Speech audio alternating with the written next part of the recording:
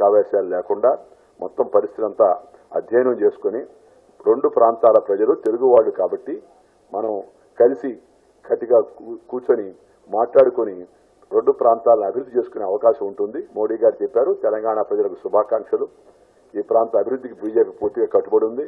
మేము ప్లానింగ్ కమిషన్కి ఇచ్చిన దాంట్లో కూడా తెలంగాణకు 4000 మెగావాట్ల పవర్ ప్రాజెక్టులు ముందు మంజూరు చేయాలి. ఎందుకంటే that is going to be major problem for Telangana region.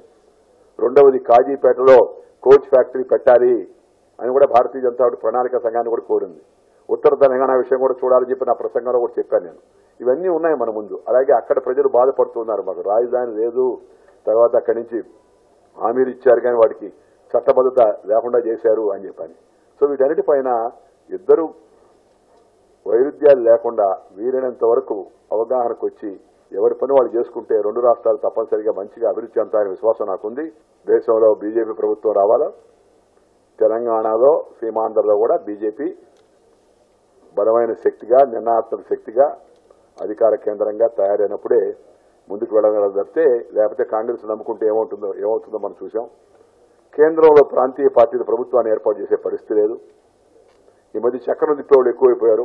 అంతకుముందు నలుగురు తిప్పుతా ఉంటున్నారు, ఇప్పుడు 7 మంది తయారయ్యారు. మేము తిప్పుతాం చక్రం, మేము తిప్పుతామని. చక్రంలో ఉండే ఖాళీ ఒకటే, దాంట్లో అంతమంది 7 పెడితే 7 మంది చక్రం ఏమైపోతుంది మనందరికీ కూడా తెలుసు.